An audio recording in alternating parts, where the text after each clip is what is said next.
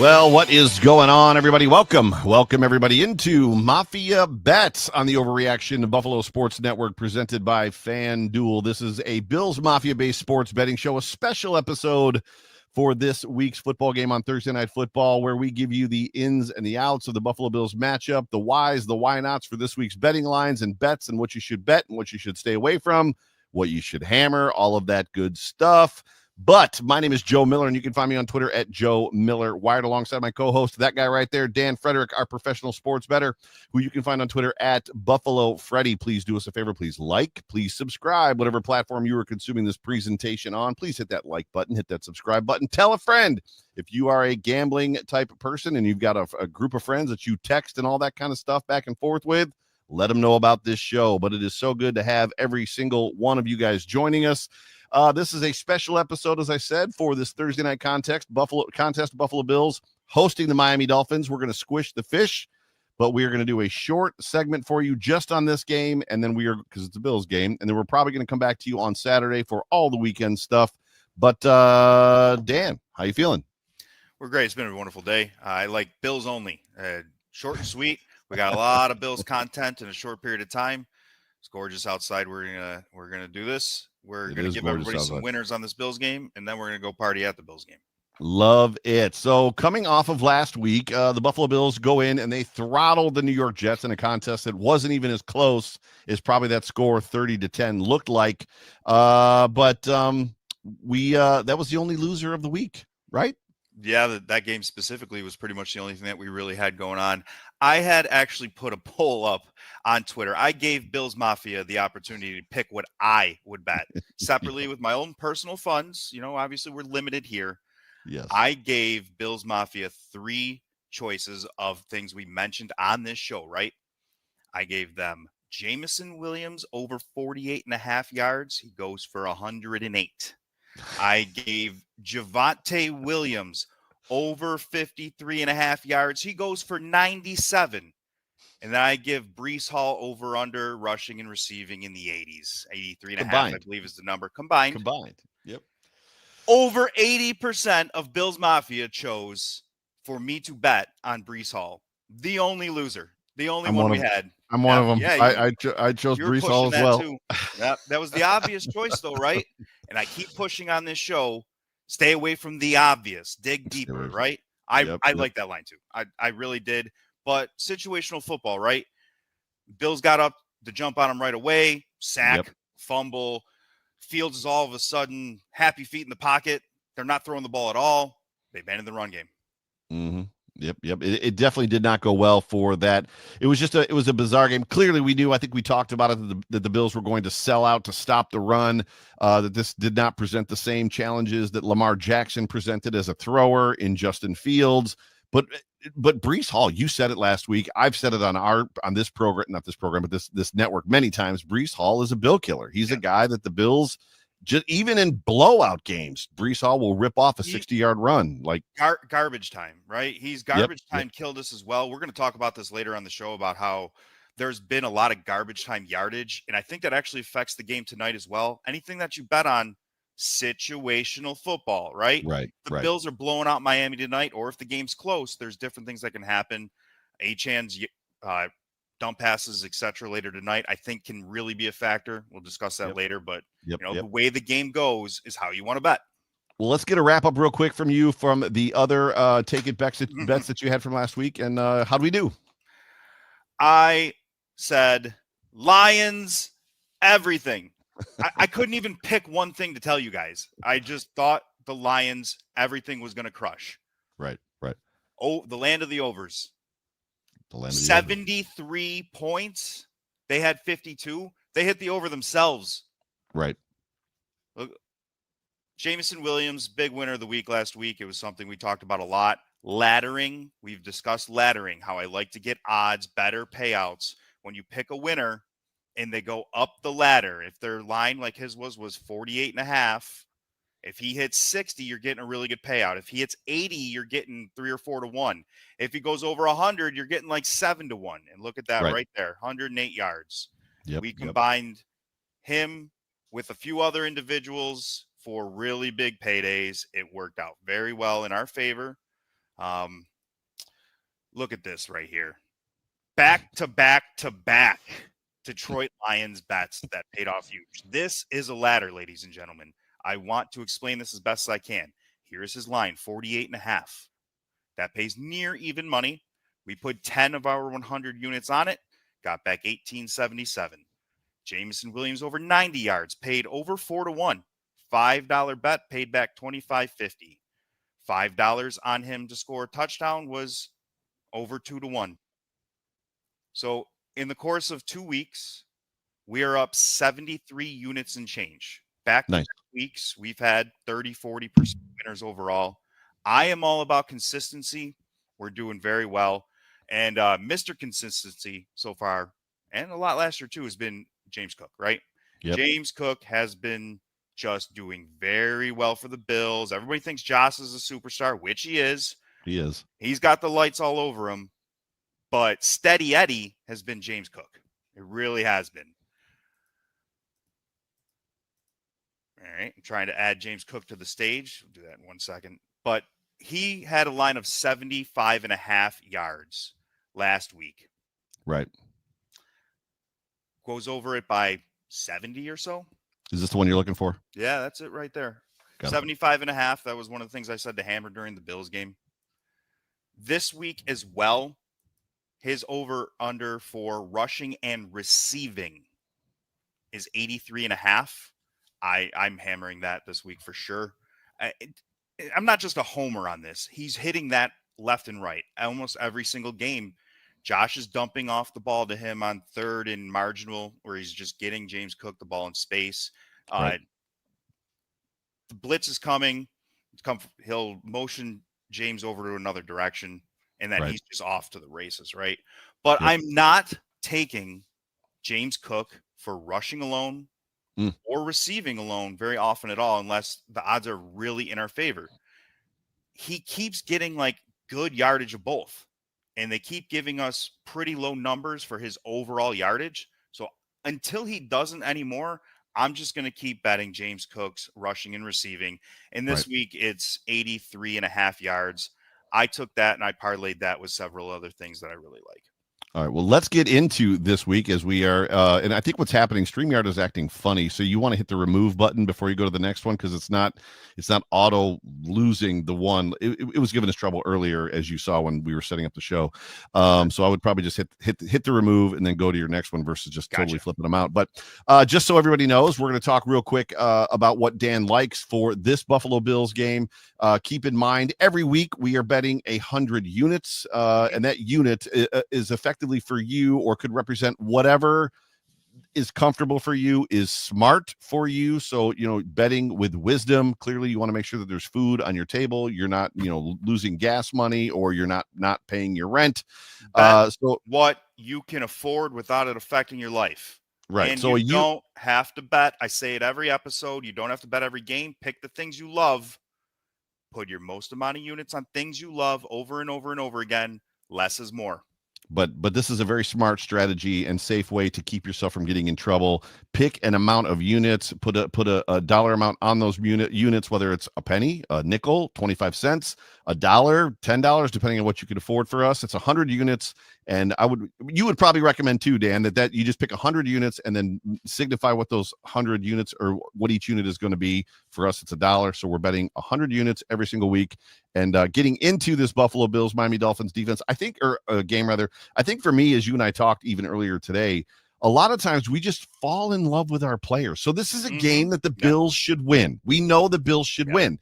So sometimes it's about, as you and I talked, it's about the easy money, but then we complicate it and ruin it by going, not only are the Bills going to win, Josh Allen's going to throw for 400 yards because the Dolphins defense is terrible. And then we completely lose sight of what's really about to happen. Yes? The game goes in a way that you almost think is going to happen and you lose money. I have now multiple listeners of this show who are sending me their parlays and asking questions left and right. I'm not going to name any names. You guys know who you are. We've been conversing a lot. I'm happy to talk to anybody listening and give them my best advice. Right. Take your 9-leg parlays and shove it. Stop. And this is the response I'm giving to everybody. You can pick 8 correct legs on a parlay of 9 or 9 of 10, and Right. you make $0. If I pick 9 legs correct out of 10, I'm going to get 15 parlays right because I'm going to take 2 or 3 of them at a time, and I'm going to mix and match them all over the place to get great odds everywhere. And I'm going to Right. hit double after double after double after double after double. Consistency. And you're seeing it in the results that we have on our FanDuel account every week. I'm just hitting consistent numbers. I don't need to get 200,000 to 1 because I got 16 things right in 1 week. If you're going to get 90% of your picks right on even lines, you're doing a heck of a job. But mix that in a way that's profitable. Right. And I'm all about the math. The math says, and the numbers say, bet less amounts on your parlays and get plus 400, plus 600, plus 800. You don't need plus 10,000 because you got 9 things right. Mix those all together in a couple little things. Take your 100 units and put 10 on this, 10 on this, 10 on this. Then put 2 on the one that pays 10 million to 1. And there's something else that I really want to talk about that has come up. It's been on Twitter where people are talking about cash outs, right? Cash outs are huge on parlays. People, should I let this ride? Should I not? I see it every time there's a big game on every social media site that talks about betting. I got a trick for you all. Something I've done for a while. I don't see anybody else talking about this. For me, this is common sense. Say I'm betting 10 of my units on a parlay of the week, whether I'm taking 10 units or 5, whatever. If it's paying a lot of money, I'm not betting 10 units once. I will take the exact same parlay and I will split it in half and bet it twice. So if I've got 6 items that I have in a parlay, I will bet the exact same thing 2 times for the exact same amount. So if I am actually close to hitting huge, we're talking some people have hundreds of thousands of dollar decisions because the one random time somebody gets lucky, Right. they're forced on Monday Night Football. I saw it left and right when it came to the Bucs game and the Chargers game. Somebody lost $300,000 because they didn't cash out and they had the Raiders on the money line after they hit like 15 things in a row. But if you put in the same bet twice for the exact same amount, you have the ability to cash one out for a lot of money and a lot of profit and let the other one ride. Right. Best of both worlds, and I do it all the time. That is solid, sound, and wise advice that should not necessarily get anybody in trouble if they're doing this, which you should be for entertainment purposes, not trying to make a living doing it. But what are we looking at this week? Buffalo Bills versus the Dolphins. Dolphins in Buffalo for the last time at Highmark Stadium, which is kind of sad. But at the same time, we all expect this team, the Buffalo Bills, to win. Whether or not they're going to beat the spread, that's always the gamble. But what do you got for us, Dan? The last time, huh? I haven't thought much about that. Wow, these lines are moving by the minute. Like lines are moving left and right, and we'll go into what I've liked and what we've put in. I think the last time that the Miami Dolphins are in the stadium is going to be I don't know if the word shellacking, but this game is as close to a lock for a win as you're really going to get. There's so many reasons why. Miami's defense has been on the field nonstop. They have played 40, 50% more snaps than we have for any player on our team. They're not rotating anyone either. So you've got a tired team on a short week traveling versus a better football team. Miami is inferior to the Bills. Their interior offensive line is garbage. Their interior defensive line is garbage. Their secondary is trash. I expect a lot to happen. But consider how the game may play out. Look what happened with the Bills game last week. Look at what happened. Here's Bills versus Jets. We'll remove this for right now. We'll get into what we like for this game. We're going to go back to Bills versus Jets so we can understand this scenario. Look at Josh Allen's yards from last week, Bills versus Jets. We shellacked them. we whooped them. And Josh didn't have to do much. He really didn't have to. He just had to hand the ball off. He's got massive offensive mauling line. I really love what Jackson Hawes is doing. That's a great 5th-round draft pick. And James Cook goes off, absolutely off, and Josh can just sit back and hand the ball off and win the game by 20 points. I mean, they really won the game by 30. It was all scum points towards the end of the game, and I actually got scum pretty bad by Josh Palmer, who was leading the game in yardage until the last drive, and then Garrett Wilson got some scum late game points that Yeah. Sorry, it seems like a pretty safe bet as far as if you can get it to add to a parlay is Josh Allen over 200 combined yardage, like rushing and Rushing, yeah. passing. You're not going It to get seems very like good odds, but yeah, that's a lock usually. just something to throw onto something if you're looking to just sweeten the pot a little better. We know that Josh Allen, coming off of the Dallas Cowboys last year, that game where the Bills rushed for 200 and something yards and James Yeah. Cook just went nuts. Off. He said, if I can drop back and hand the ball off to James Cook 35 times and we win the game by 3 touchdowns, it's a good day. This is not the same Josh Allen we had in 2020 and 2021, where he's going to throw the ball 42 times every game. That's just who he is. So he is a humble, selfless human being. Right. And it's a long season. You need to stay healthy. You just get wins after wins. You don't have to showboat every game, and they know that. Right. So last week, second half, they did nothing in the air. That can happen again this week. It very likely does. I anticipate leaving this game at half. I really do. I'm saying that arrogantly as a Bills fan. I got kids at home. I got stuff to do. I want to be home in my seat on my couch for the second half of the game. And I expect us to run all over the place the second half of the game because we're up and up and up. And that means Josh may not, if this game is not close, hit yardage. He may not go for 3 touchdowns. He may not go for 300 yards, 250 yards. He may not play the fourth quarter. Yeah, he did that 4 times last year. He didn't play the fourth quarter. Yes. That went into his MVP argument is he wasn't playing late.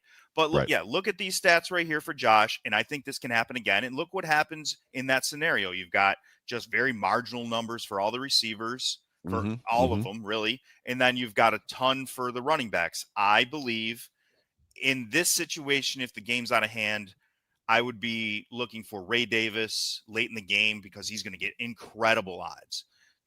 He's going to get really good odds if he ends up being the running back in the second half because we're just shellacking him. So his over-under for yardage, and it's not something I actually put in this, but it's something I do like, is over 23.5 for Ray Davis. Wow. If he plays one quarter, he's going to get that. But, I love the ladder. I love laddering. In the crazy scenario that he does exactly what he did last year, which is in scum time, get a ton of yardage. Last year, Ray Davis had 70 yards in scum time, the second game or the first game of the year. And that's plus 1,100 if he does exactly what he did last year. So if you bet 10 units, you would win 110 units. Right. In return. And this is a scenario. This is a scenario where you would ladder up, probably not even 270, right? You'd ladder at 20 or wherever. Take us over under than like 40 and 60. Yeah. That's a good question. Where do you start? Do you start at the plus or do you start at the minus or do you start where you feel like is a probable real number? If I'm parlaying using 2, 3, 4 different lines together, I would just go right at like his 20 yards because that's usually really good. Maybe just 25 plus. But then my next ladder is going to be at the 40. Then I usually skip one. I go to 60 because you're not going to bet every single thing. And then, I usually this is glorious. In the awful scenario that a starting running back goes out, the backup running back goes crazy usually and always will hit their numbers. So if 1 in 15 times the starting running back gets hurt and the backup plays, this is a profitable bet usually. So that's how I think these games through. I think that I would love to be betting Ty Johnson as well. He's not available for this game because he's considered the third string, even though he has great games all the time. He's available. He's going to play, available for the team, not available on the bet. He's not available to bet on the platforms that we bet on. Right. On FanDuel. So I really like James Cook's 83.5. I took James Cook on that bet, and I took some Miami situations that could happen. And A-Chain, he has not ran the ball well at all this year. He's gone for 30 and 55 yards, but they're dumping the ball off to him left and right. Tua is not playing in rhythm. He's just dumping it to A-Chain, and we give up big plays on defense. He could go off for 150 yards and we still win by 3 scores. That's not a wild scenario. But I took James Cook over this week, 83.5 yards rushing and receiving. And I took that and I parlayed it with some A-Chain high numbers to pay out a real ton. And we'll show you all the bets that we did this week and put in. I also put in one wild bet that nobody thinks is normal whatsoever. To me, it's normal because it wins. I care about profit in the long term. I don't care how it looks. I don't care if it's strange to the common public for me to put things in that is different. I put it out there, and you should see the comments I get on social media, but it works long term. You can't bet scared. You can't gamble scared. If you're not going to do what makes the most money, don't bet. Don't gamble. I believe. Caveat to that. Now, what makes the most money? But that does not mean betting foolishly by doing a 15-leg parlay. That's not. When I you will say reword that. Yes. Do not be afraid because of the repercussions to do something that is blatantly obvious if it's an easy lock.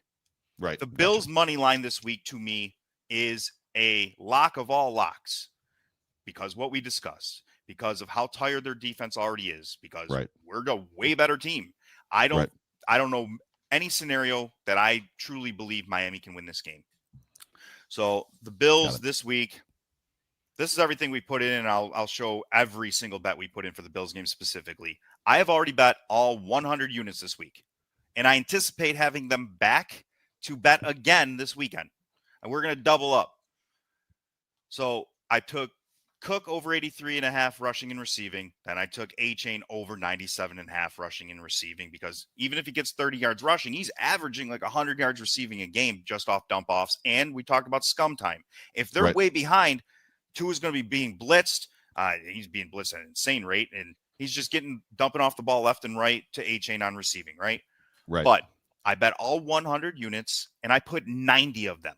90 of the 100 available units for the bet, because it's Thursday night football, on the Bills money line, minus 850.